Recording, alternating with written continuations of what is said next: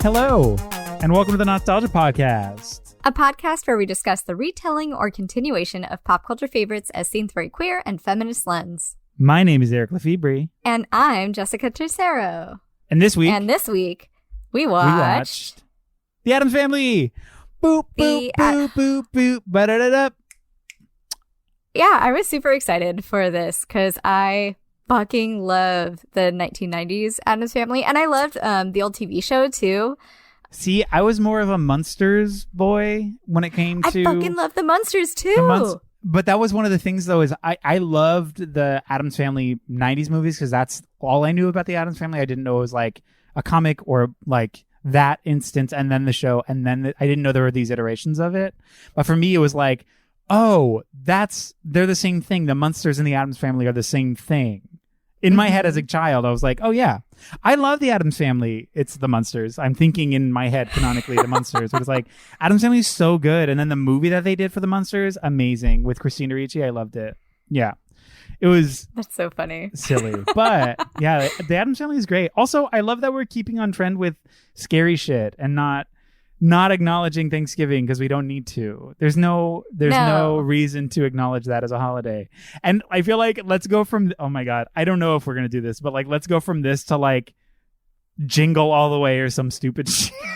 Okay, I swear to God, if there was a fucking sequel or a remake to that, I would love it. We should do that for a bonus episode because I fucking love that. But yeah, so I'm excited to get there. I feel like this might be the last. I don't know. Who knows? We don't even know what we're doing next week. So we could keep up creepy trend and just like slide right in with another scary story, but who knows? But Addams Family is great. The concept is great. I mean, one of these two films is great. One of them is not great. One of them is far, far from it. But the concept of the Addams Family in general, amazing, beautiful. We love it. Yeah. So good, so great. 1990s Addams Family, this is it. Like, I feel like when I saw Indiana Jones 4 and I was like, oh, this doesn't exist. That's how I feel about 2018 or 2019, whatever the fuck that second one came out. Okay, wait. Reboot. Are you talking about the Crystal Skull? Yeah. You didn't like the Crystal Skull? Okay, when I first watched it, I didn't. I don't know. I haven't gone back and watched it. So like, no, I feel like everything I've had to qualify it and be like, I don't think I like this. I like, Well, why do you stand it? I mean, no, because I don't really remember it that much. I do remember watching it and liking it and being one of the first times I wrestled with everyone saying they hate it. And I'm like, oh, I kind of like loved it. Aliens and Indiana Jones, sign me the fuck up, please. And I thought I really enjoyed it. It was silly, but like all of those movies are silly. So I was like, whatever. Can we do that next week? I know, maybe. Oh my God, is this what we're doing? Okay.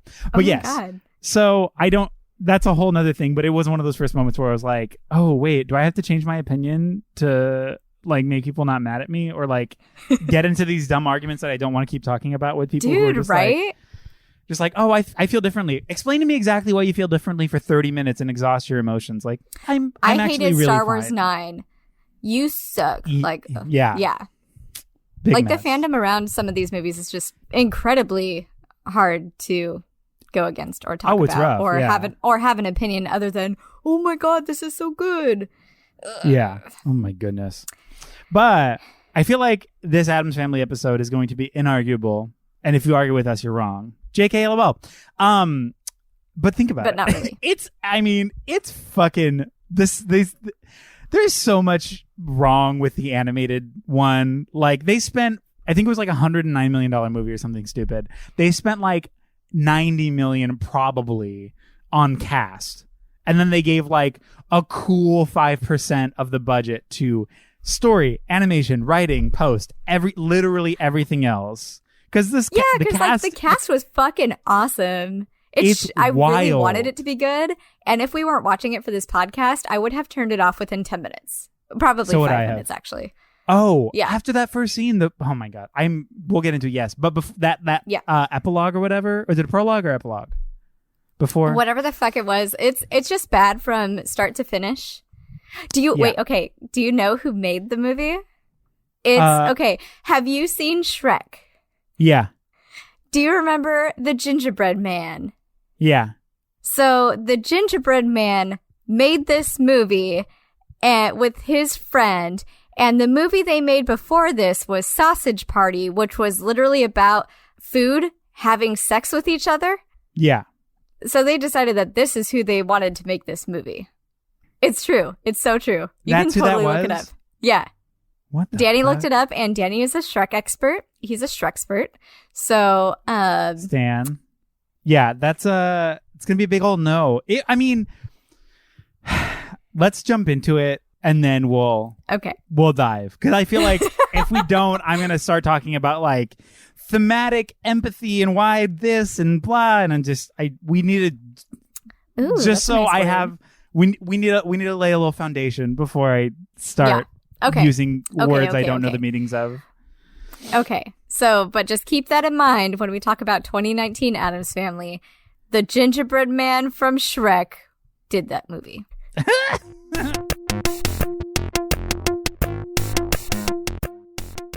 In some unspecified American town, between a swamp and a cemetery, lies the kooky mansion of the Addams family. Longing for the return of his brother Fester, Gomez Addams mourns his inevitably concluding loss by holding one final seance.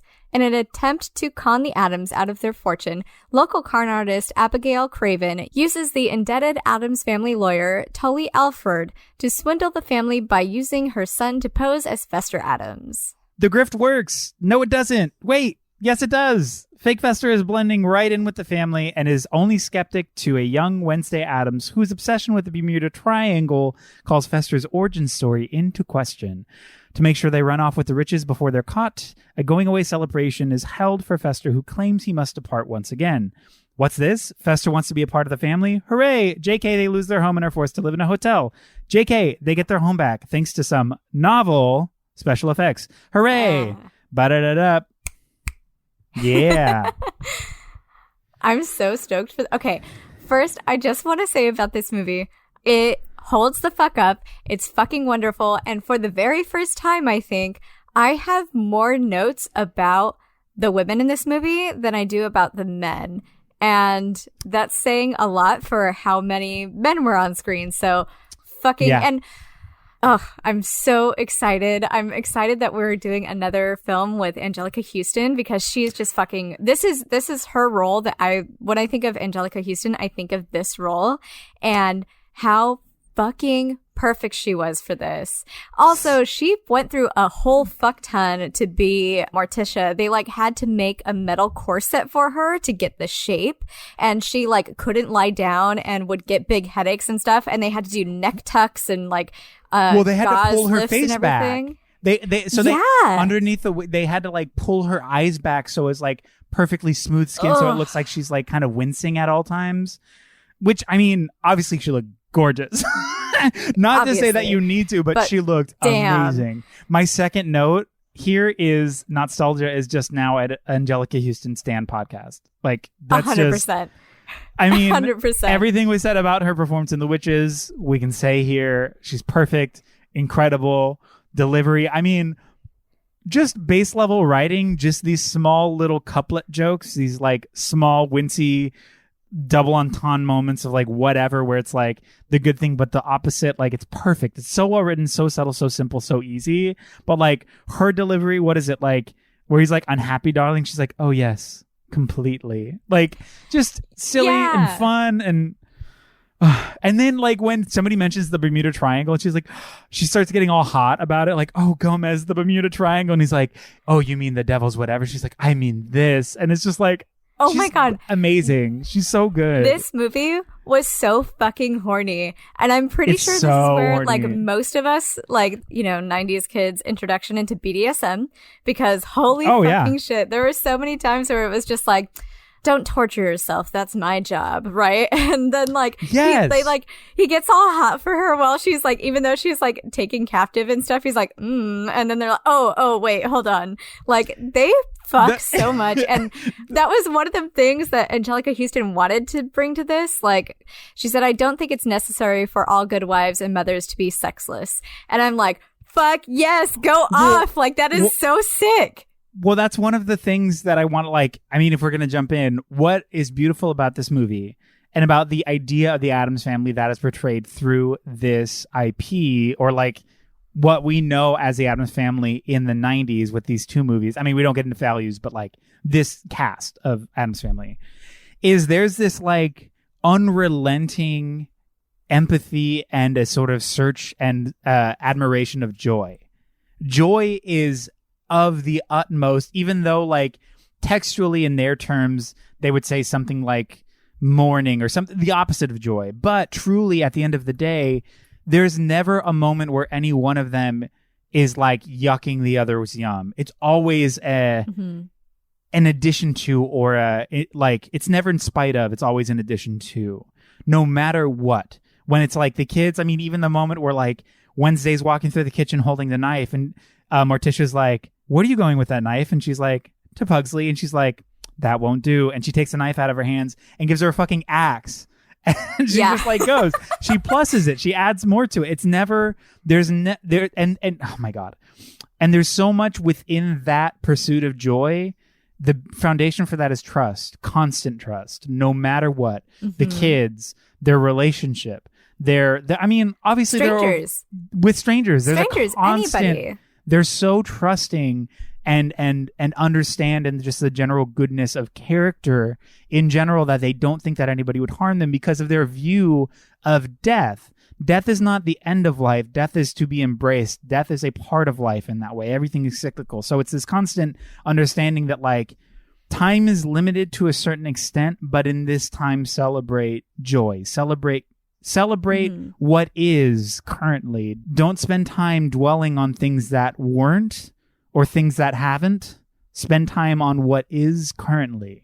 And that's like the whole basis of them. And I'm like, yes, it's all these other fucking people who are throwing all their other toxic relationship shit in and all their other sort of like expected heteronormative shit in there that causes the drama. It's never them. It's always other people. And I'm like, yes. Yeah, the fighting is never with them. Like, they just allow, like, one of the things that I love so much about this is every person in that family is different.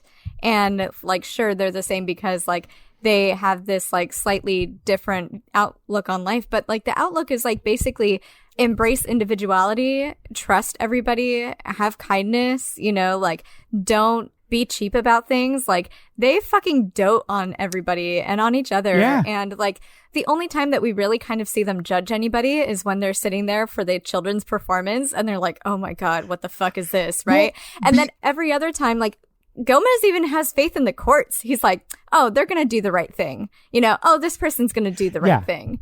And there's not one point where I think anybody in the film, like, or any of the family, like, looks at each other and is like, you're stupid, or I hate you, or is like trying to hold each other back. Even when Gomez goes down, like, into his depressive state, right? They're like, okay, cool. Like, because what this family does is they're always kind of prepared for the worst, and they lean into it and find joy no matter where they are. And when Gomez kind of like trails off a little bit and maybe like sits in front of the TV and stuff, March is just like, tight, I'm going to get a job. I'm going to teach children and it's going to be dope. And then she never like goes up to her husband and is like, you're worthless. What are you doing? Blah, blah, blah. She's like, fine, I'm going to handle everything. She doesn't need permission. She does. And like, he's not pissed off at her for anything, right? I love that the conflict is never them. Like, that's so important, because how often do we get that, you know? Yeah. Well, also them as the outlier that is sort of like the gaze for the reality around them. They are the antithesis of opposite. They are exactly what it means to not fit in, right? But this version of not fitting in, it's like, so for Morticia and Gomez, there's this general trope in at least westernized society, in heteronormative society, where like the longer you're together, you fall out of love. It's expected. That's what happens. That's what we're taught. That's in all media. The longer you're together, the more you fall out of love. They're the exact opposite. The longer they're together, they talk about how long they've been together, and they're like, and I love you more and more each day. I'm so hot for you. I'm literally hotter than for you today than I've ever been in my life. Are we fucking right now? Maybe. Let's fuck in the middle of this auction. Go. It doesn't even matter. Let's just take off my, like, let's go. I'm so on board. I'm so horny. Let's rage. That's them all the time. It's always up the stakes. It's always falling into love, never falling out. And then also, Wednesday is constantly skeptical and encouraged to question authority and like the musings of strangers, no matter what it is. They're always like, yeah, like this, who is this? Who knows? You should be skeptical. Be skeptical of everything. Be adventurous, but also be skeptical. And then Pugsley is just constantly adventurous, but he's never belittled for his curiosities. It's constant, just like, yeah, go dig a hole, go fall off the building. It doesn't matter. Like, follow your bliss in that way. Like, yeah, who and cares? it's never controlling, and it's never like they are never trying to impose their beliefs on each other. They're just allowing each other to be who you are, and that's true for like even the mom and like just every character that's in that. And they're also like not trying to impose their ways on like people outside of their family either, you know? And while other people clearly are trying to do that. And like they talk about their family a lot too. Like the family has a very violent history. All of their deaths were all very violent, right? Like, so one was burned in the Salem witch trials. One was, you know, beheaded. Another was buried alive. Another was this, right?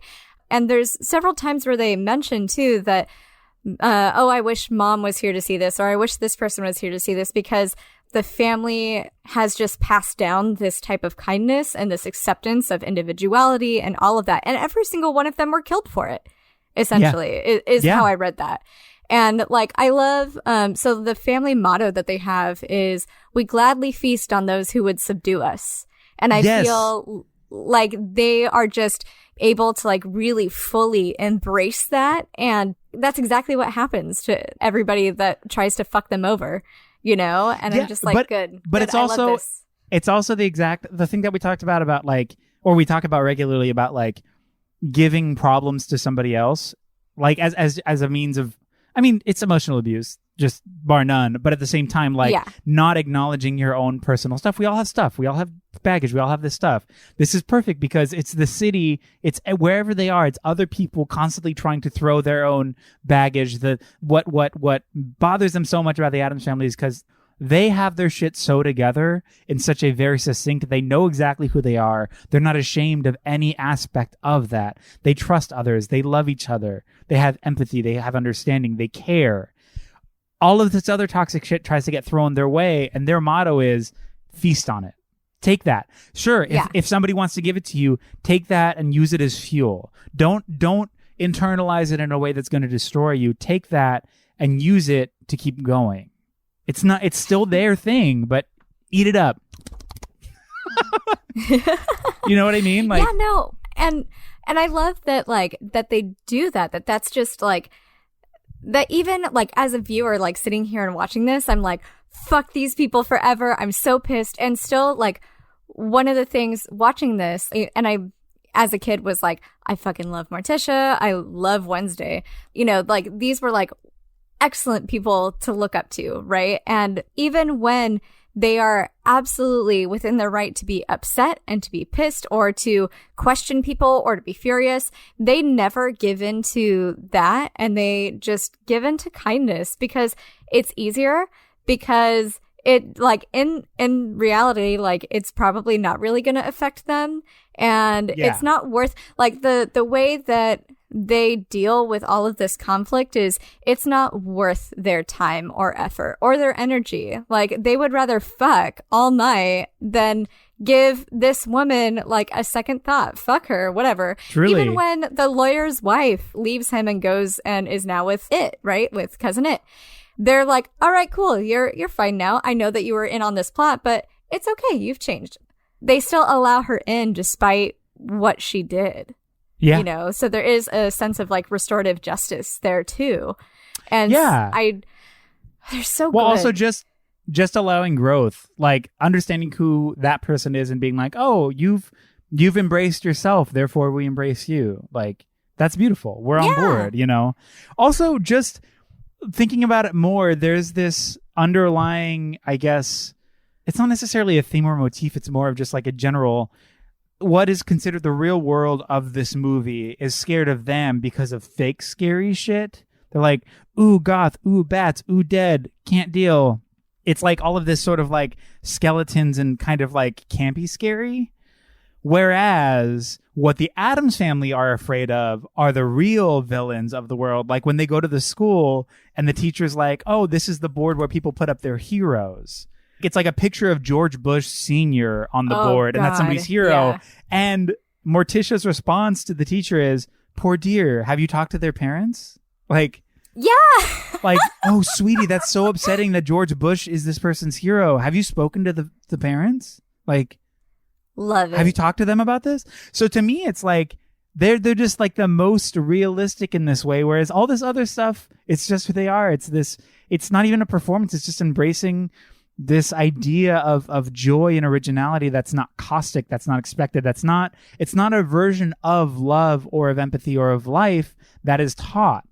The version of life that is taught is this other thing, and they're seeing the horrors of what that thing is. So like even at the play, they're disgusted kind of by this performance of kids because it's inauthentic, it's fake, it's lies, it's deceit. This like, we're happy flowers, it's not real. None of that is real. That's not how life works, blah, right. blah, blah, right? So they're like, this is bad in the wrong way. Whereas Pugsley and Wednesday getting on stage and performing this absurd Gwar-esque sword fight, that is comedy because it's absurdity. It's taking the reality of what is to the umpteenth degree and making it performative art. So for them, I mean, we have blood. That's just what it is. But it's humorous. It's so bizarre and psychotic. At the end of it, they're in literally a pool of blood. Everyone's covered in blood. It's absurd. It's silly. But that's funnier and better than like, we're flowers and life is beautiful and everything. Life is fucked up. Everything's fucked up. The world's wild. So much broken shit has happened. Everything's broken all the time and fucked up. And what are we even doing here? Existentialism happening in its biggest form here in me today, right? So that's fake and inauthentic and deceitful. Whereas this other thing is just humorous performance. And that, at the end of the day, is the crux for why Gomez gets so mad. It's deceit. It's deception. Right. It's inauthenticity in its finest. It's this intentional, malicious act that happens to them. But I mean, just it's so thorough and so clear, the ethos of the Addams Family in this. And it's just so beautiful to see that resonate in all these different scenes so clearly, so eloquently. It is such a good movie. Like, I do really love this movie. It truly is. Like, okay, you just mentioned Gomez. So let's talk about Gomez, who has this like fucking big ass zest for life and just like lives his life the most passionately and unashamedly that he can. And he's like, and what I love about him is he, like, when I say passion, like, he has like passion for his wife, right? Like, for sure.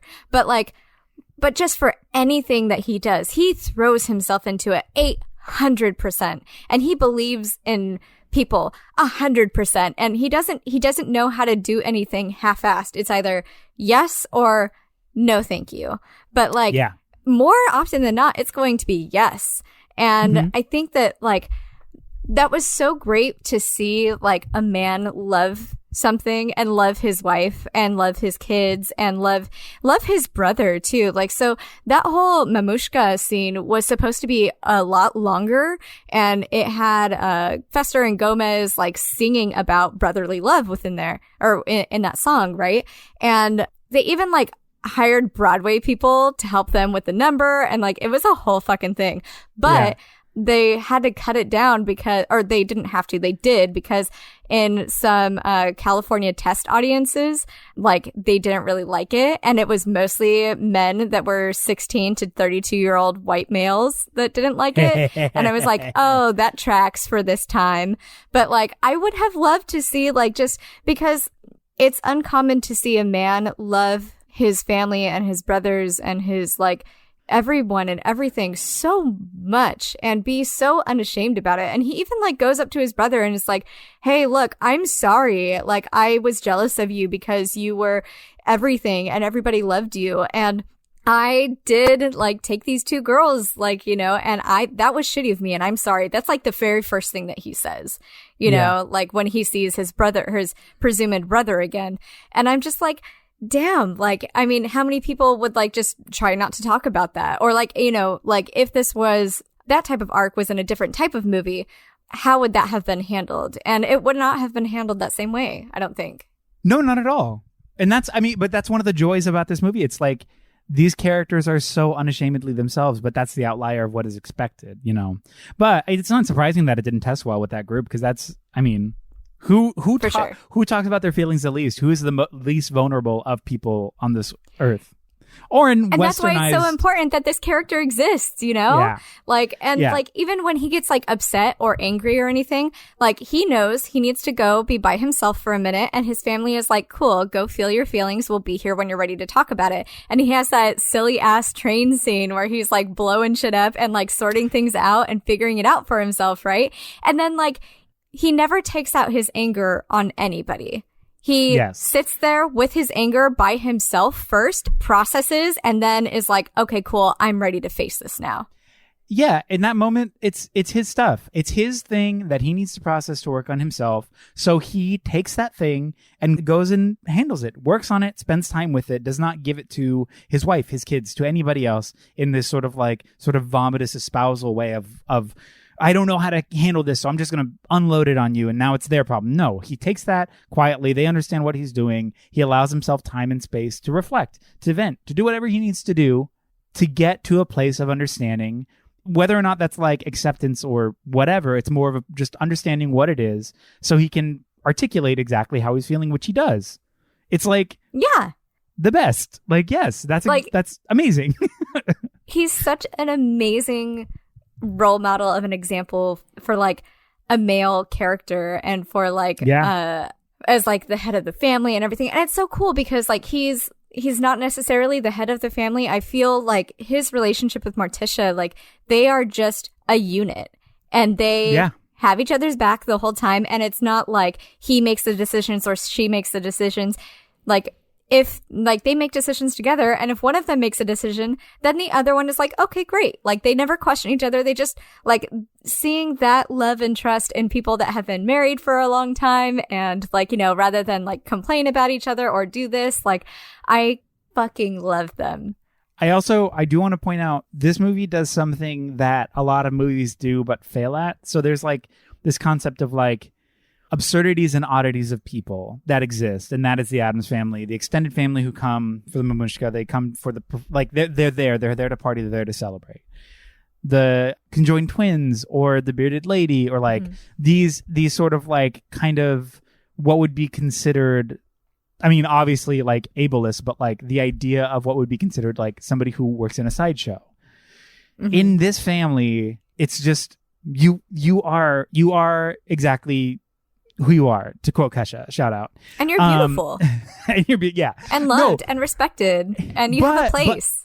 But also, like, even within that, it's an embracing of all of these other things, because like even in the first scene they're speaking English, but then she says something in French and Gomez is like, that's French. She's like, oui, and that's hot. And then in the next sentence he's speaking Spanish to her and she's like responding in Spanish. So it's like this multilingual language. And then even later when when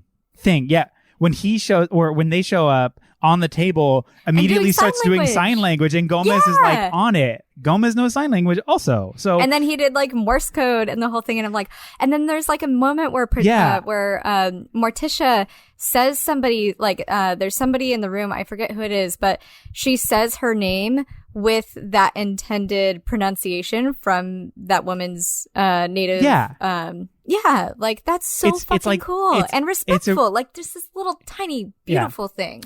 But it's one of those just like, it's a respect and empathy situation. Like, and it's never that like you can be the most unfamiliar looking person in this room, and there's never a moment where that appearance has anything to do with who you are. You just exist, and they're like, hey, how are you? Like, for instance, Cousin It. The whole point, Cousin It looks, I mean, Cousin It is a big wig, right?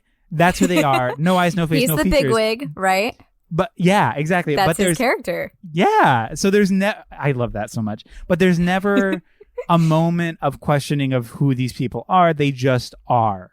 And their body, their appearance, the way they exist never comes into question. It's only their actions that could call their character to question, which is deceit or maliciousness or any of those things.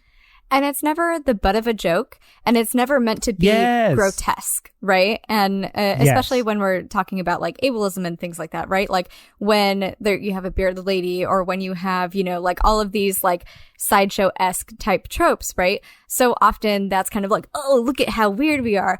But that didn't feel like this here. Whereas I think the second one, it did feel like that. Like, we'll get into that later. But like everything that we're talking about now is what makes the Addams Family so wonderful and so lovely, because this is a movie that doesn't punch down. Absolutely not. Not a single time. This doesn't even punch up. Like this, like all this is doing is just like elevating individuality, like not just as like a personality or an aesthetic, but like for whoever and whatever you are, like whatever physically, emotionally, mentally, like fucking that is who you are. That's beautiful. Just live your truth. That's it. Well, it's also like as a family, I feel like they are regularly breaking down falseness they're regularly breaking down fraudulence in everything. Like the Girl Scout who's there performing for Pugsley and Wednesday, and she's like, how about this, you buy a box of my cookies and I'll buy some of your lemonade. And then Wednesday just, are they made out of real girls?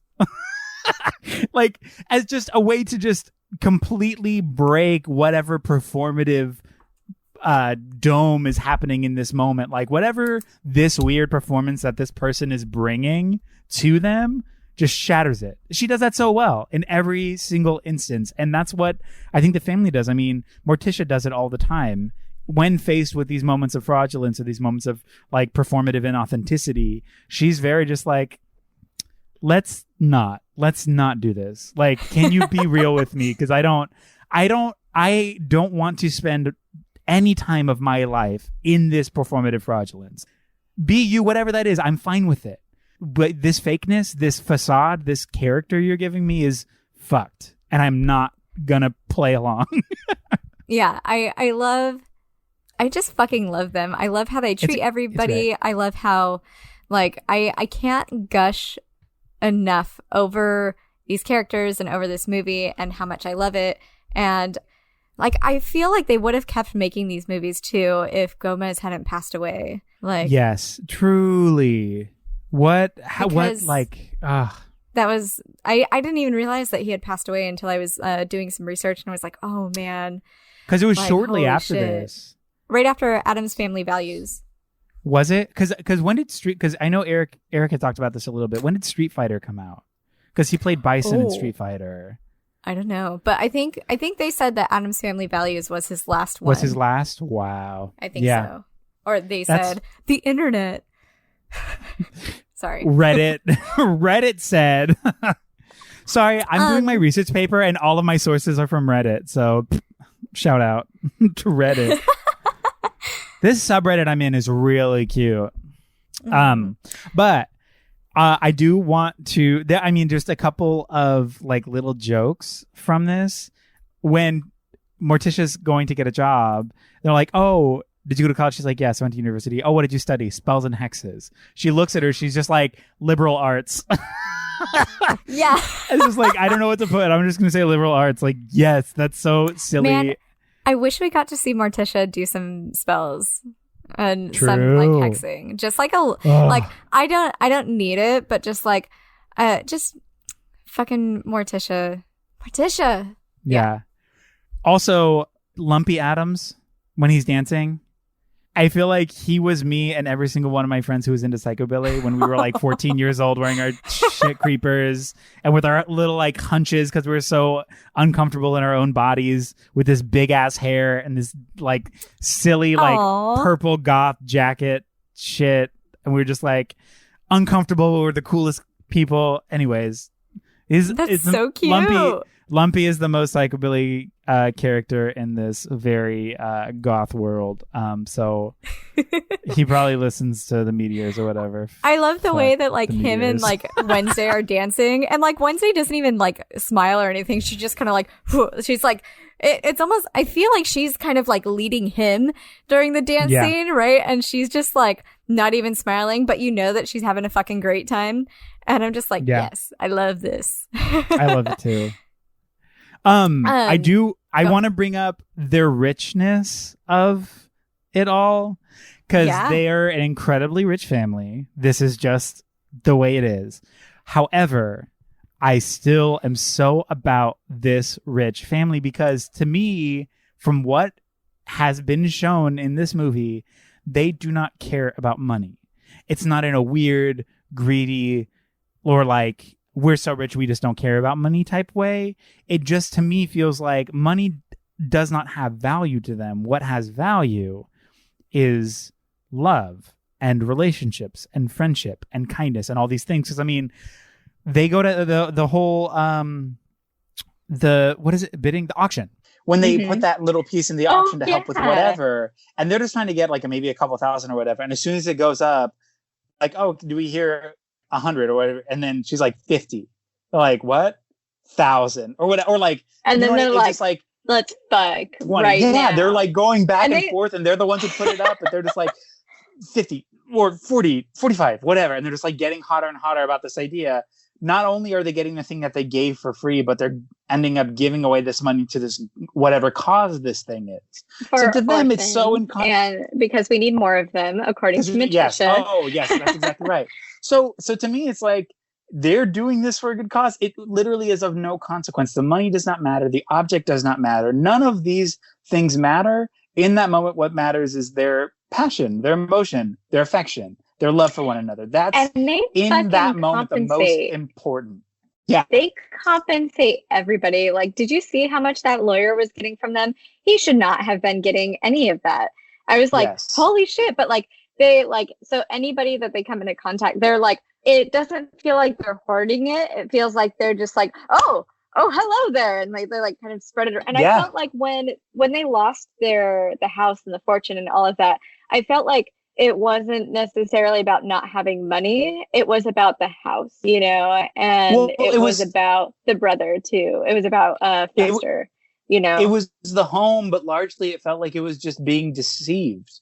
Like, I trusted these people and they swindled me. Why would they have done that to me? Like, I don't give a shit about my vault. I don't give a shit about any of this stuff. Like, obviously I want my family to have a home, sure, but like, and that's what, when they're living in that hotel for the time being, like you'd said earlier, there's never a moment of like, this is your fault or this is your fault, or like, I blame you and I'm resentful and I'm mad. It's just like, all right, well, this is the circumstance. Again, who cares?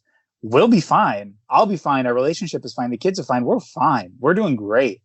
We'll just go get jobs. And that's just what we're doing now. Since we don't have this privilege anymore, we'll accommodate because we're strong and capable. And also money doesn't matter. Money doesn't mean anything. In the end, like, it doesn't matter about money. Like you said, they were so just baffled at like why they don't understand the concept of betrayal and like why that happens and why people have like why people were doing that to them, right?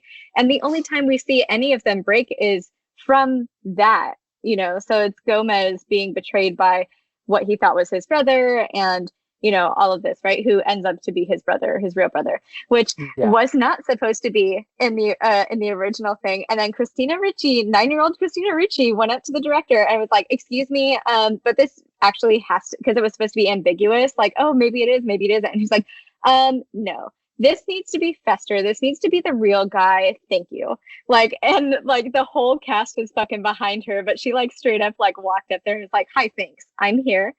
But yeah. What happened? Oh, my card is full. Okay, that's why we have Skype. Okay, cool. Fine. I'm going to take the card out real quick. We know your time is valuable. Thank you for holding. Someone will be with you as soon as possible. Okay, are we back? I think we're back. Let's talk about Fester. Let's talk about Fester. So Christopher Lloyd was very nervous to play Fester. He was very scared because he loved Fester so much, like the comics growing up, and he didn't know if he could do him justice. So this was like a really, really big deal for him, and I thought that was very endearing. He did a great job. It was so cute. He did fantastic. His performance. Oh yeah, his performance as Fester is Fester. You know. And I love that, like, how we're talking about this family, like, embraces kindness and individuality and, like, sees through fake things and stuff like that, right? Like, the only reason that they don't see through him in the beginning is because, like, it really is Fester. And while we're still questioning it a little bit as the audience, right? Like, they're not questioning it because it is him underneath everything. Like, he does the mamushka without even, like, like just by memory and stuff like that, right? Like, there's all these like suppressed emotions. Even if he doesn't know the right thing to say, he still does the right things.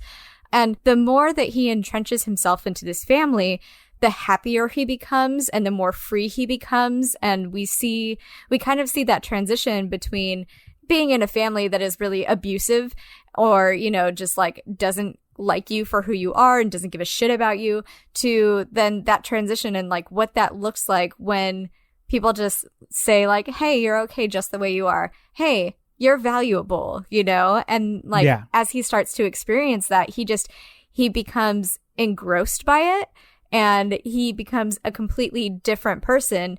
And the only time that he like falls back is when his stupid ass abusive mother, quote unquote, who like kidnapped him and like brainwashed him. So that's a whole thing, right? But like she tells him things like she hit him and said that the Addams made her do that. And you're everything to me, but you're also nothing and nobody cares about you, right? And I'm just your mother. You only owe me your entire existence. Like that sort of things. Like she's a little bit triggering for me. I'm like, ooh, mommy issues. Hey. Yeah. but like, I loved seeing getting away from that can really change your whole life. And it, spoiler alert, really does in real life when you get away from those kind of people. Yeah. And I love that. I mean, shout out to ridding yourself of fucking toxic relationships. Like, amazing. So good. It's just, you said the word reinvigorated. Was it reinvigorated or rejuvenated? You said one of those. One of those. And that's literally it. Like, he experiences this environment that is so warm and welcoming and encouraging and kind and real in all of whatever that encompasses. Like, you're allowed to be there, you're allowed to fail, you're allowed to be vulnerable in this space, and you're supported. It's support. You're supported by people who care.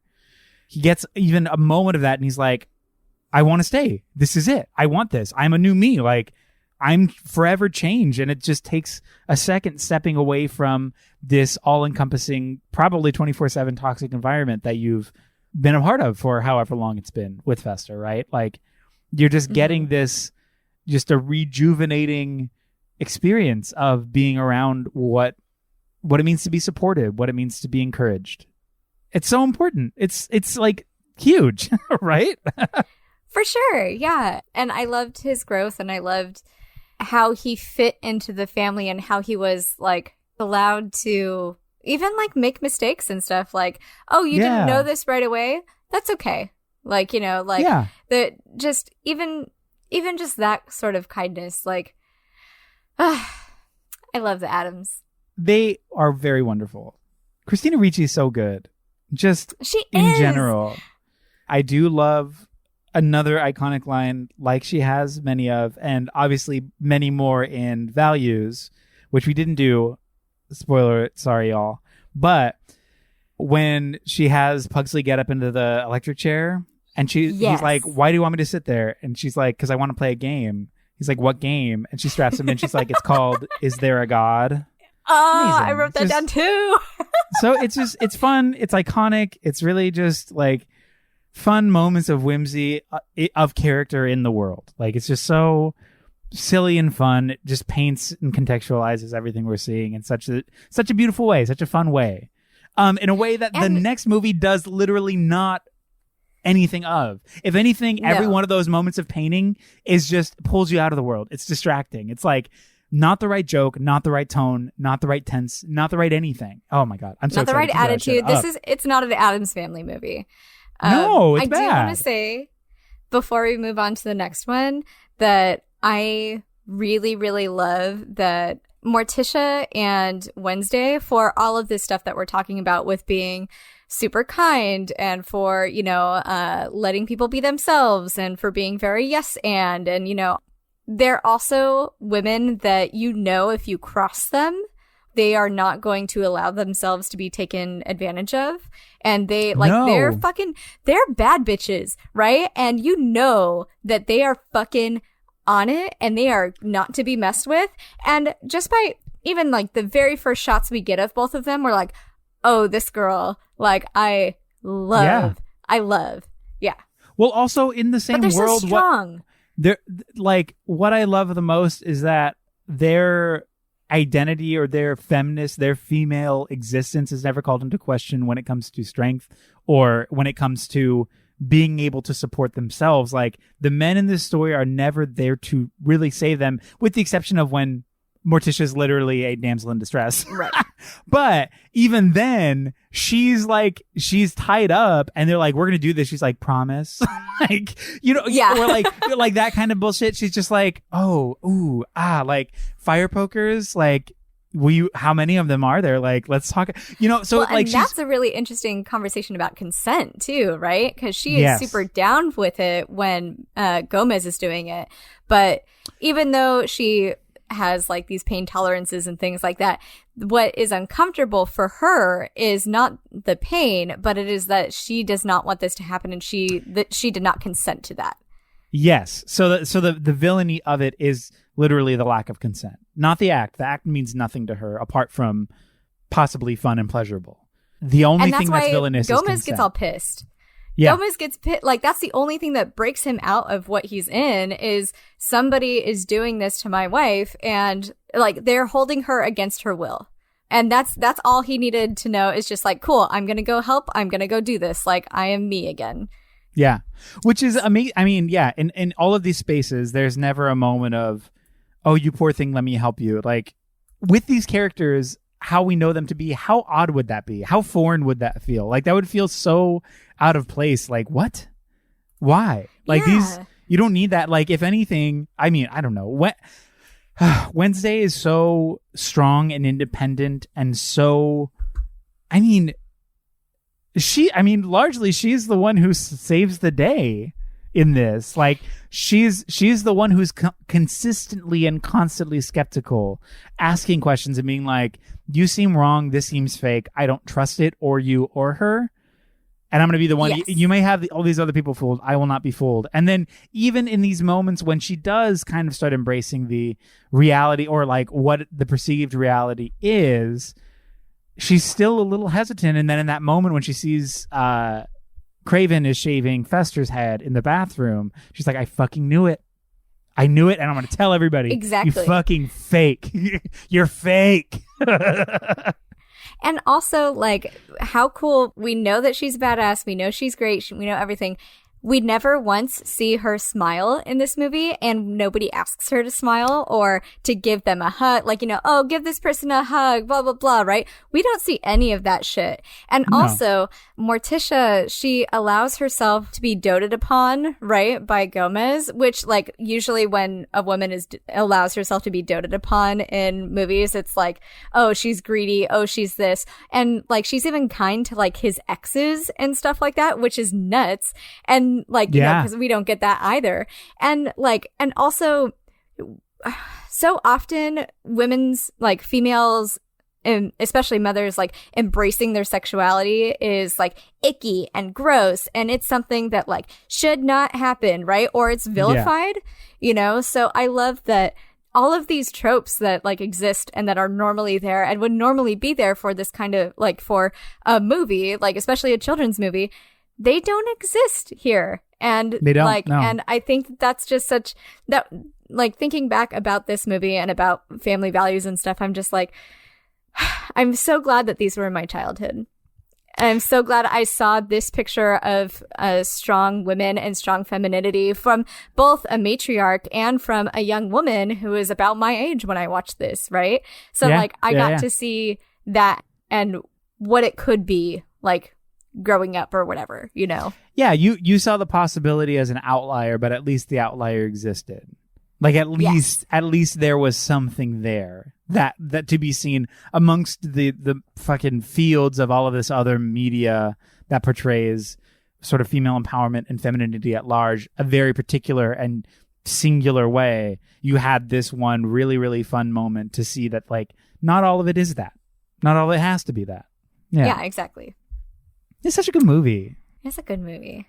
Okay, let's go let's fuck the other one up.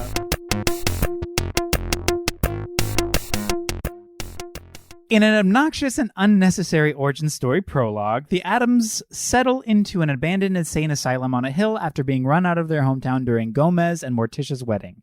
Oh, it's also in New Jersey, which is a fun and unique joke to be enjoyed by all. 13 years later, the Addams family are getting ready to celebrate a young Pugsley Addams' journey into manhood with a mazurka, which will bring the entire extended family to town. Wednesday longs for a world outside of what she knows as both her mental fog and the physical fog that surrounds their mountaintop begin to clear. What's this? A cookie-cutter's Samesville town suburb just happened to be at the foot of their hill? Meanwhile, famous local celebrity of Samesville, Margot Needler, is preparing for an HGTV-style community overhaul called Assimilation, where everything will be the same. Wednesday finds herself wanting to be like that everyday normal townsfolk, but then again, what is normal, am I right? The extended family show up. Oh no, scary monsters! The town, coaxed by Needler, decide to renovate the Addams mansion on the day of the celebration. Chaos ensues, Pugsley gets a mustache, Wednesday saves the day, the community expansion is inclusive now, simple movie has simple ending, da-na-na-na. Yeah. So fuck this movie. Just all the way. Fuck everything about this movie. There's nothing about this movie that's good, fun, or interesting. Okay. I am going to start off with just one thing that I did like. I liked the Pugsley sequence where he's on the rocket. I thought as a piece of cartoon, sort of cartoonish stylized action, I thought it was well boarded. I thought it was well thought. I thought it was interesting, but it's sandwiched between 20 minutes of badness and then an hour and 10 minutes of badness. So like, I thought that sequence was great. I thought it was fun. I thought it was interesting and cool, but that's about it. I mean, sure, that part was cute, but yeah. Okay. The character design. Let's start with that because I was incredibly put off by the character design first and foremost. Before anybody opened their fucking mouth, I was like, this is trash. And there's a good way to do that style, but they did not do it well. I will fully say, I feel like the character design is the only thing that they got right. And here's why. They designed it off of the original Addams Family comic. Like all of their looks are exactly like Gomez looks exactly that way. Pugsley's wearing that striped shirt. Morticia has that sort of like frilly end of like webbed dress where she's like very, very thin. They tried to take from that original style. At least I think so. I didn't do a whole lot of research. Okay, so well, shout out to me. Okay, the men all look the same. The women are fucking not there. Like, they could hide behind a tree because, like, they have no definition in their bodies. No. So I'm looking at the comics right now, and they had more definition, you know? They weren't just as thin as a pencil. And I was like, okay, like, women in this movie are terrible. Everybody in this movie is terrible. But there's literally nothing to Morticia physically or emotionally. So I felt like, I mean, they might as well not have been there. Her and Wednesday, because I was like, what are they doing? Like, how do they even exist? This whole movie was like a campy, unintentional, dumber version of, I don't know, some Leave It to Beaver episode or something. Like something that is not Addams Family, because it was just kind of like, oh, look at how kooky and different this is. But all of that stuff that we were talking about before does not exist. And maybe they were going more off of the comics and stuff. I don't know. But I fucking hated it. And like it was the whole point of like the main, okay, there was like a couple of different levels of contention, and like one was between mother and daughter, one was between daddy and son, the other one was between tradition and like modernizing like stuff, and then the other one was between like normalcy and being a little weird, and I was like, what the fuck is happening? Which, if we're looking at the most basic boring versions of storytelling, those are 4 of the biggest. Like there's no expansion upon it's so simply these moments of contention, these moments for growth are so textbook, storybook, cookie cutter, unimaginative, uncreative. It's like he just read a book, How to Write a Story. And these are the first 4 examples of subplots and stories. And he just took that and was like, oh, just throw an Addams Family costume on it and boom. I do want to jump straight in. I feel like they never watched it. No, but that's the thing. It's the costume of it. It's not the characters. They obviously never watched the other movies. They don't know who the Addams Family are in so many different ways. This movie does not know what the Addams Family is. And to further this, I want to talk about Fester a little bit. What the fuck is this character? Also, Nick Kroll, shut up. I'm tired. I'm tired of you. I'm so tired of your voice. I'm tired of all of this stuff. You were born into wealth. You're rich. Eat the rich. Fuck off. JK LOL, hire me on Big Mouth or whatever. No, but legit though, I don't care about you.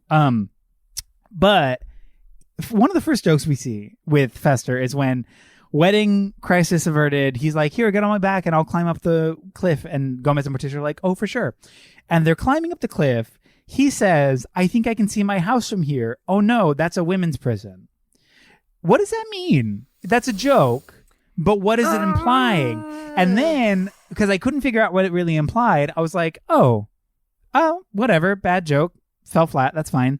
Later, he says, they talk about like going somewhere, and he says, I'm not allowed in certain places like the mall or the zoo.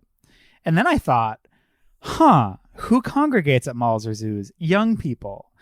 In this other one, he's saying his home is with women, implying some sort of like casual sexual tension of some kind. So that's now involved.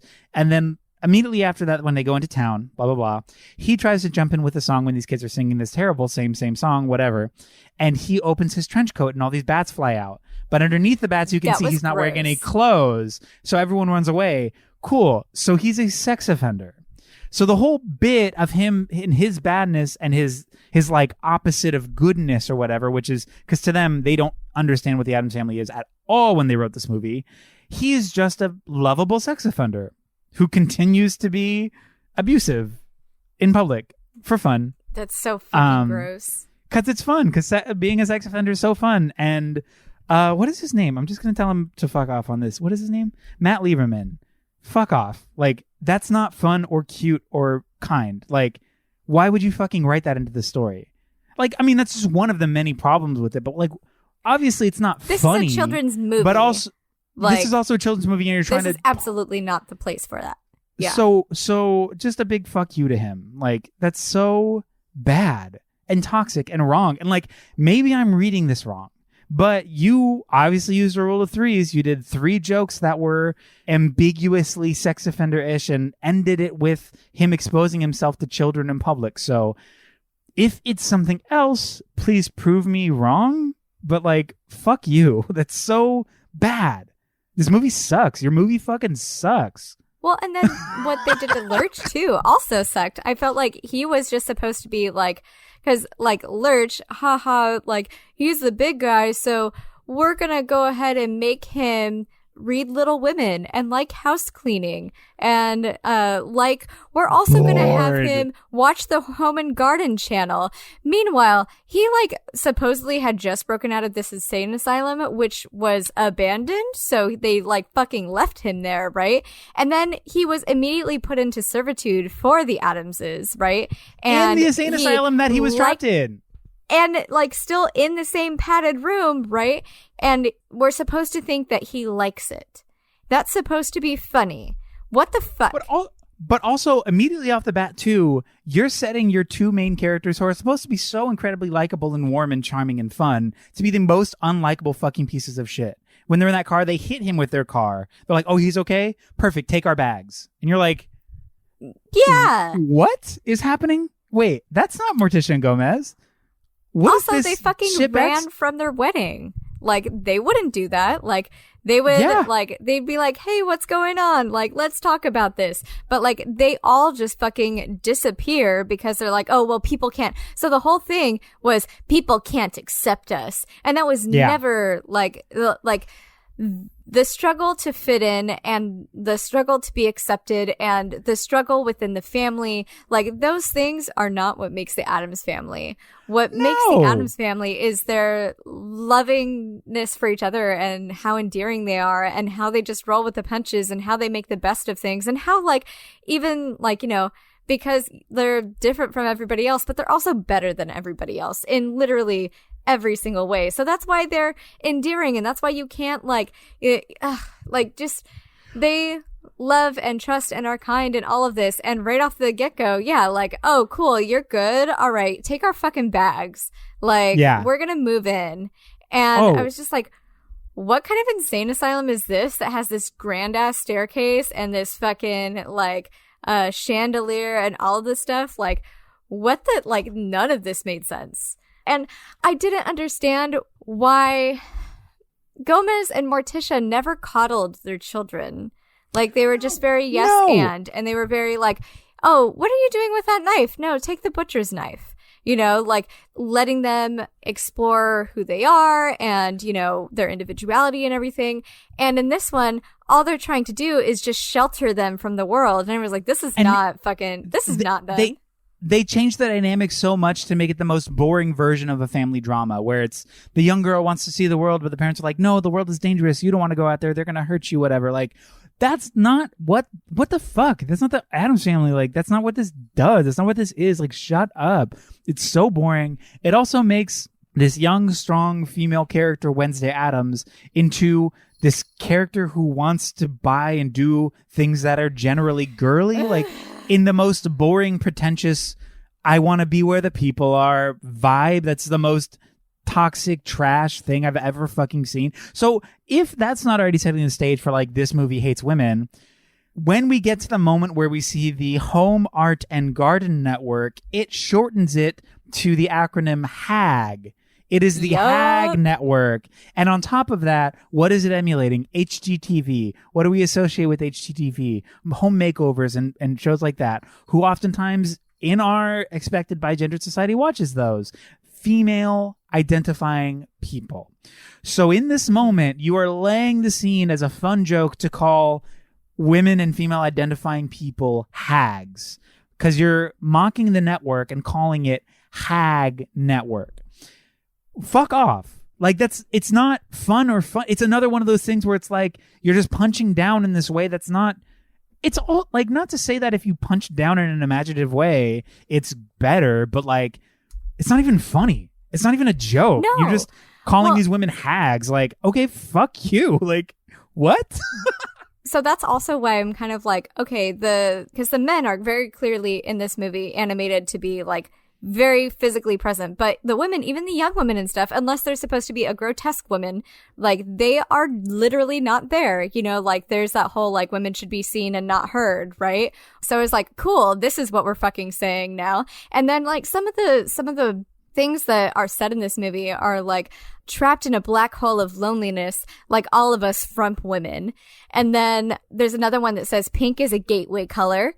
And then there's another one where this movie was just riddled with, like, these lines that fucking hate women. And then there's this other, like, okay, so at the end, they decide that they're going to reveal that the big bad mommy character or whatever, who's trying to sell all these homes, has cameras in everybody's house.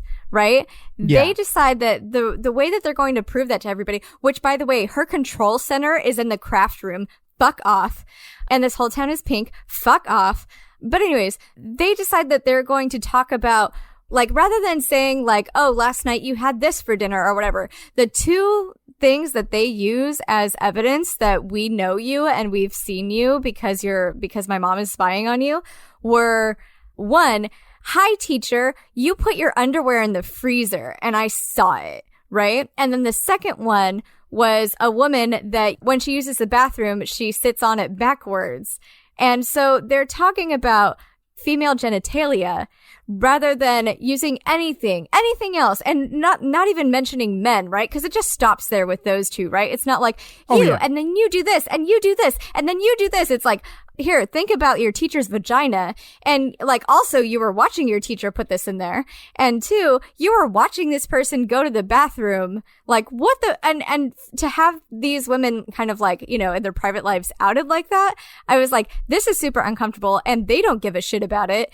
And like, how is that teacher ever going to go to school again? Like, why did we have to focus in on acts that revolve around female genitalia for a children's movie? And because women aren't people in this. According to, wait, what is his name again? Shout out to Matt Lieberman. According to Matt Lieberman, women are not people. Women are sex objects. Women are only as important as their genitalia, and that is it. So cool. Great, good all around great movie for children and for the public. All around goodness and greatness from this fucking piece of shit. What is this movie? Like, not only that, like, I don't want to like knock the animators, say the animation's hard, but like, it did not look great either. Okay, I do want to just real quick. They were trying to sell this movie on fucking casting alone, because like, can I read you who is in this movie?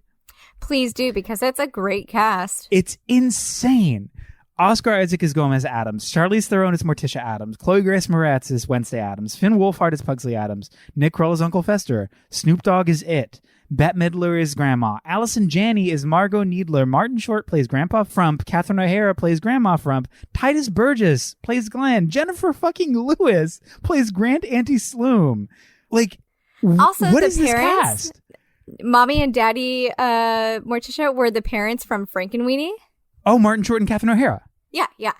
They're the parents from Frankenweenie, which we did a few weeks ago. Yeah, I didn't make that connection, but yeah, like, what is this literal all-star cast of people, of talented people? So to me, this budget was like $900 million, some wild.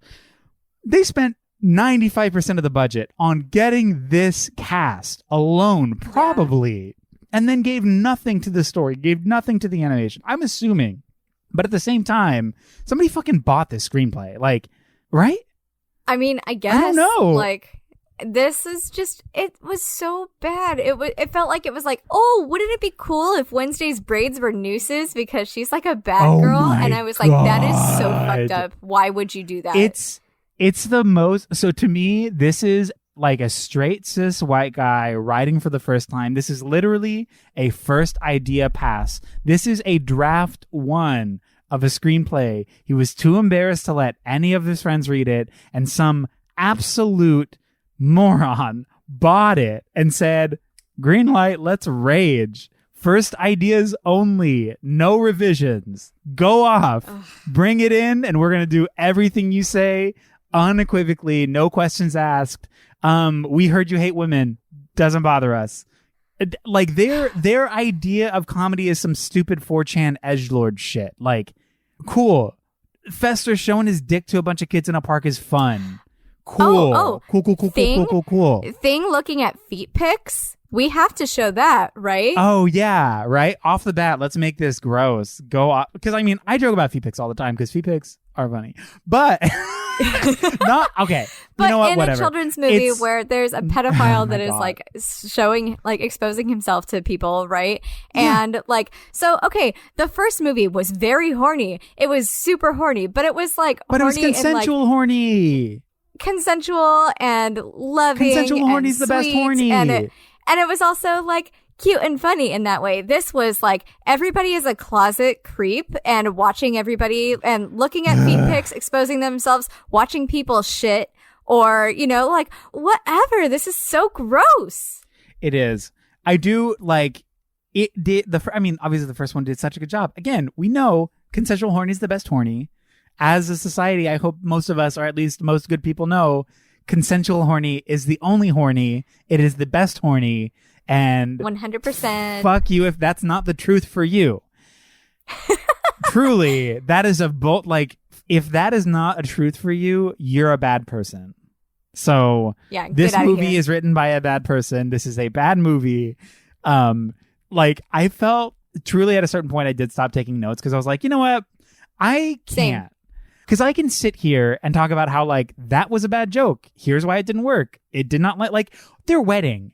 The nuptials were put the lime in the coconut. Like, okay. Are you fucking... What is- I was like, off. This movie is bad. Is this a Mountain Dew commercial? Is this Mountain Dew Code Red? Are you selling Halo? What is this? I don't know what this is. What the fuck is this? Right? Like, oh, instead of kissing, put the lime in the coconut and drink it all up. Oh man, that's what you went with. Oh shit, that is what they went with. We That is can't the show choice kissing in this made. movie, but we can show people exposing themselves to children and pornography. Cool. The most, yeah. So, also Fester and Needler get together at the end, which is like, where did you set any of that up? None of that was set up. Yeah. That literally came out of nowhere, and it's at the end. It's like, my sweet darling dear. It's like, when? Since when? Since when? This movie Since was when? like, look how weird we are. Yeah. That's this Oh my movie. God. Ugh. You know what this movie was? It was a homecoming theme day, but it was goth. Ooh, okay. Yeah. You know where can you get do behind that. homecoming theme days, and it's just like, just go goth, and somebody's like, I have a Spitfire t-shirt. Yeah. You know what I mean? Like, it's just like, okay, cool, go off, Bill's Wills. Like, we don't care about you. But, you know. Oh, I it's- have all black. I don't, maybe, like, I don't Yeah. know. Oh my God. Yeah. I'm wearing. Okay. God, I can't even do it. I have a little bit of shit to say about Gomez. Let's go.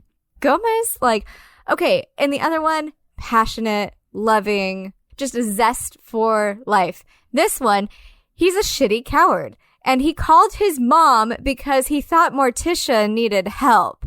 And Yeah. like, so sowing dissent between the two of them and deceit, which the whole last movie, like the first one, right? That was the worst thing that could ever happen, was somebody stabbing them in the back. And here it's like, oh, haha, my wife is mad, or having a hard time, so I'm going to call my mommy and she's going to come help. Fuck you. And he, like, what was it that he said? He was so worried that she would have a facial expression. Again, going through the women should be seen and not heard and all of that stuff, right? Fucking cool. Yep. Awesome. So cute. This whole time, he's trying to relive his life through his son. And I'm like, that's boring. And I fucking hate this. And like the emotional moment that they had at the end with like, because of course it can't be like father-daughter and mother-son. It has to be daddy-son and mommy-daughter, right? Or just if there's going to be a point of contention, of course it has to be along the same gender line, right? But like the emotional moment that they got at the end, they didn't fucking do anything to earn it. Like they didn't build anything where it's like, okay, mom, we're fine. Okay, daddy, like, thank you. Like, they didn't do anything to earn any of those moments. No, none at all. Like, this movie did nothing for any of these characters. Like, all of these characters were the literal opposite of what they were in previous iterations. I mean, even if, like, and I know that this is, like, a big oddball and, like, whatever, I liked it. It's fine. The Addams Family musical, like, I'm going to bring it up on the pod. I'm gay. I'm sorry. Like, that's just what I'm doing.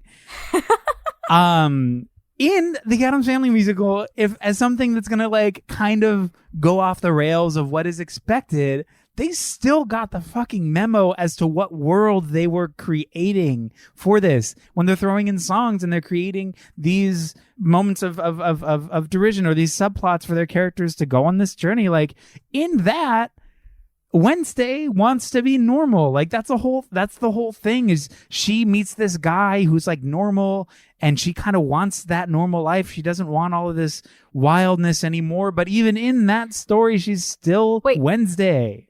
I think it's a girl that she meets. In the musical? Oh, in the musical. Okay. I thought No, I'm saying in the musical. So if we're comparing an exact same plot point, in the musical, she meets this guy.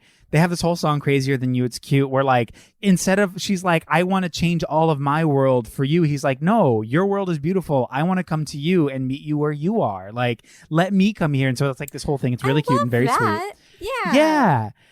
And so it's her having this sort of identity crisis of like trying to fit in, but like what is fitting in even anyway? And it's very like base level, even in the musical, kind of silly, kind of simple. However, done well and of world, like it makes sense and it works. Whereas this one does the exact same thing and does everything wrong. Does every fucking moment of that whole fucking plot of contention that does every fucking thing wrong. Like, and the fact when she comes home that one night and she's like in pink, like, what are you wearing? She's like, nothing. And just like, why?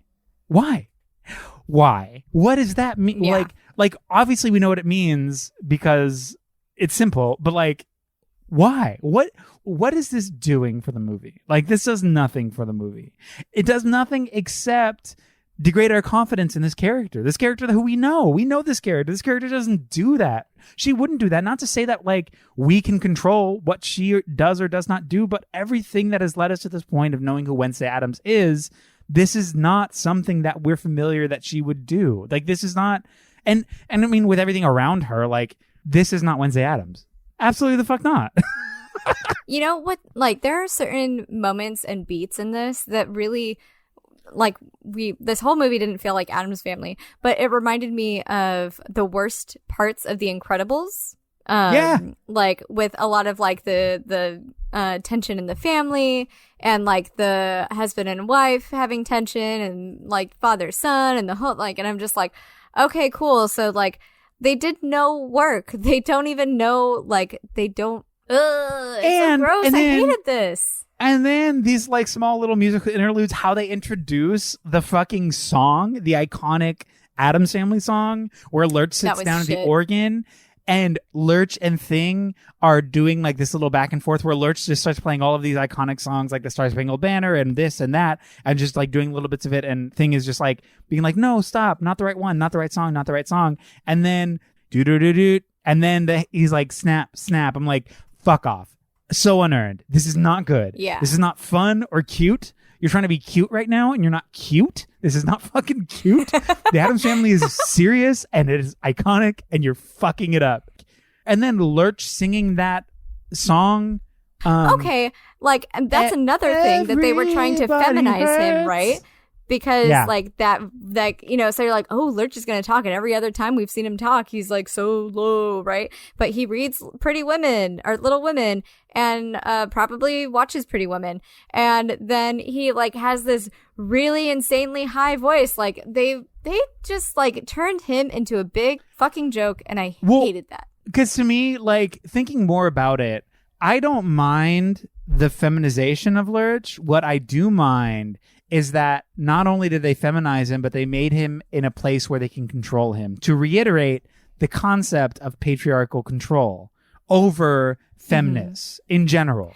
Well, like, and I just hate that all of those beats were supposed to be funny. Like, that's like, all cool. for the If sake this of is humor. his character, great. And I love this and I am on board for this. But they were done in a way that, like, fat jokes are done, in my opinion. And I was like, I'm not fucking here for that. All of these moments, it's for, like, the sake of humor. I feel like if somebody were talking to us right now to defend it, who wrote it, that guy's name, who I keep forgetting, but fuck him. If he were to defend it, it'll be like, well, it's just edgy humor. Like, you just don't get my humor. If you're telling me I don't get your humor, you're not fucking funny. Like, and you know what? I'm going to take that back, actually, because not everybody's shit is everybody's cup of tea. Don't yuck somebody's yum. Sure. However, oftentimes, rather, let me just, like, clarify this emotional thing that I'm trying to say. I want to clarify that oftentimes when somebody, especially cis white men, say something like, you just don't get my humor, it's not because it's not funny. It's because it's usually incredibly problematic. And the thing that you find funny about it is because you've never experienced anything you're talking about. You've never experienced any of these things, and you think it's funny because it's something so foreign. The concept's fucked up, and you think the idea that it's so far away and fucked up is funny enough to make jokes about it. But fuck off. You never experienced that. You don't know this. It's not funny. You just think you're this edgelord fucking meme shit. Like, shush. Stop. Like, I just get so mad. It's so bad and silly, and I can't even. I don't understand why they wanted to give the dude that made Sausage Party this fucking movie. Like, oh yeah, I saw that. Let's give that dude a children's movie. Let's give him the Addams Family. He's going to do a great job with that. I'm good to stop talking about it. I am too, because I'm so like, I didn't write a lot of notes because I was just so mad. Like, and it's messy. It's messy as fuck. It's not the Addams Family. No, it's not cute. It's not good. It's nothing. This movie literally wasted so much time. I feel so bad for these animators. Like, you spent so much time making these characters. Okay, but they also got world. paid. Like, let's be real though. So, like, some people were like, "Cool, I got a fucking job. That's great." But like, the people that wrote this and did all like that sucks. Like, if that's my career, I'm gonna get paid, right? Like, I'm fucking for sure. here for that. I will make shit Yeah. as long as somebody's paying me. But yeah, the real is that person that wrote this script and directed it. Fuck all of this. Y'all suck. And I'm done. Yeah, I'm also done.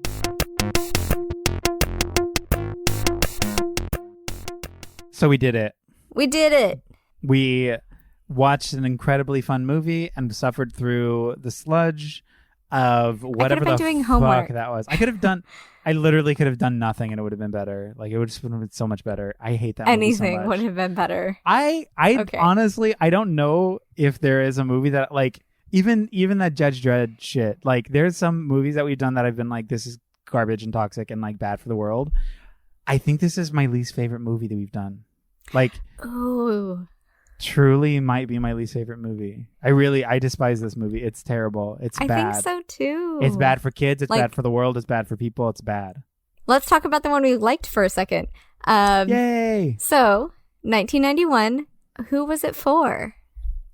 Anjelica Huston. Just unequivocally, it's her time to shine. And honestly, breakout Christina Ricci too. Christina Ricci just being an absolute showstop stunner actor in this movie. But like, truly, you know what? I'm gonna say both.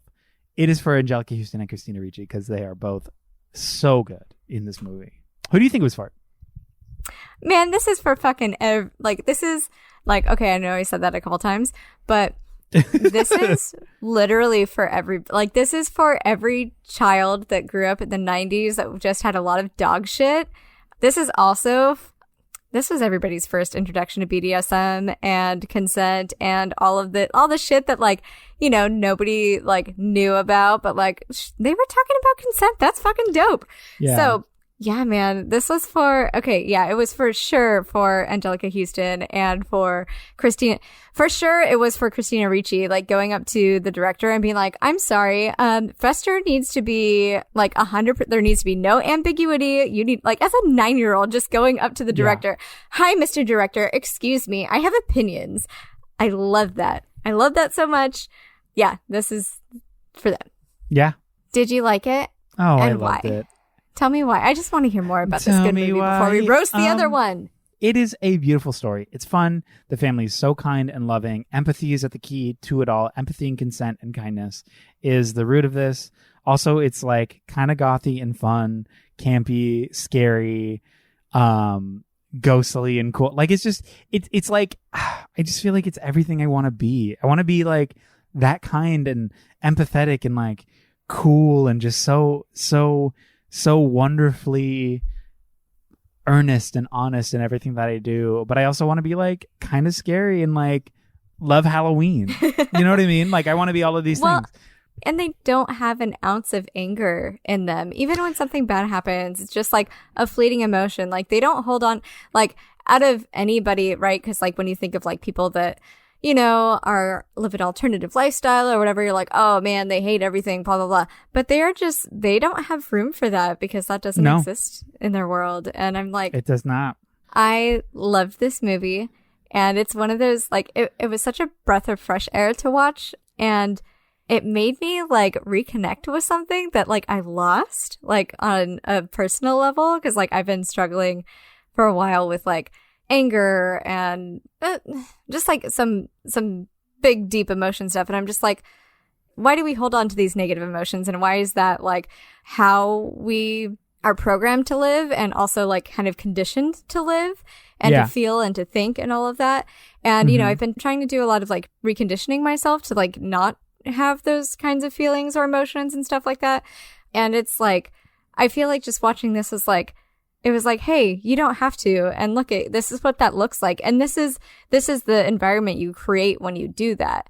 And so it was like, it's a good fucking movie. And it was also fucking wonderful to watch and to just like reconnect with that kindness.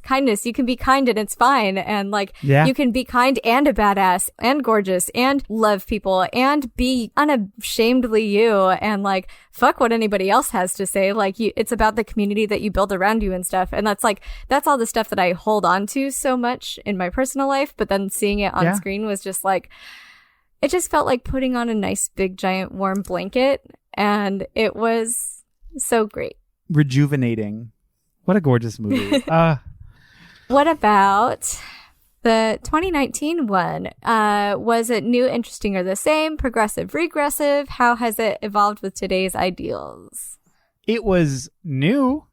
It was also very interesting. Both of those in the bad way. But it was not the same at all. It was very, very different than the Addams Family I'm familiar with, that we are familiar with, that we honestly deserve. Like the Addams Family that we were given, like what a treat that Barry Sonnenfeld one was. Like what an absolute delight and treat that world is. This one was bad. I've said it. We've said it collectively, canonically. We know, not good. What do you think? How do you feel? Oh, it was new. It was not interesting. It was super fucking regressive and atrocious.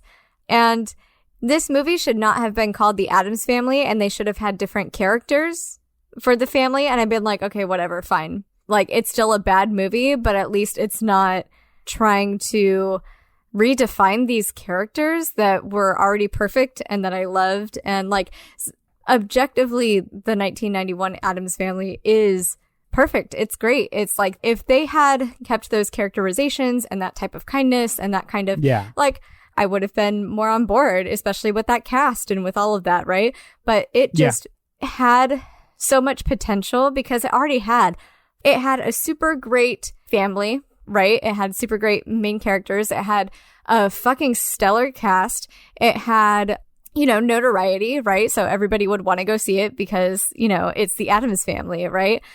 And I don't understand how this movie could fuck up so bad with something that should have been so easy. Without a doubt. You know what to do. And you didn't do it. You chose not to. You chose to do the exact opposite of what was supposed to happen. For the sake of what? Creativity or lack of creativity? I don't know. No. Who is it for? Real answer, it shouldn't be for anybody. Just nobody. It's for nobody. It shouldn't be for anybody. Don't watch it. It's not worth it. Don't give your money to that piece of shit. I think that it was for Tim Burton. I think that the dude, we keep saying whoever, but that guy that wrote this and directed it, are they the same person? I don't know. But both of them, they've been doing bad movies for a while. So probably wants to start doing bad movies with boomer goth Tim Burton. And I think that this was kind of their pitch. And it was bad. Damn, it's very bad, yeah. Did you like it? No. Did you like it? I did not. Is that it? Did we finish? I think we finished. Yay us. Look at us. 29th episode. We did it. Well, thank you everybody for listening. If you have questions or comments or suggestions or compliments, anything, write into us at NOTstalgiaPodcast@gmail.com. You can subscribe on Apple Podcasts, rate and review, and we're on Spotify and all of the other places. Just do it because it helps us and we really appreciate and love you. Thank you to Danny Barkley for editing our podcast, and thank you, Eric. Thank you, Jess. Treat as always. I'm so happy we found another rock bottom for fun cinema. Oh man. Okay. I feel like every episode we've been saying it's for Daddy Boomer Tim Burton. Yeah. So maybe we should not do scary stuff or like horror-esque stuff. Yeah. Let's do Indiana Jones next week. Let's do that. Good.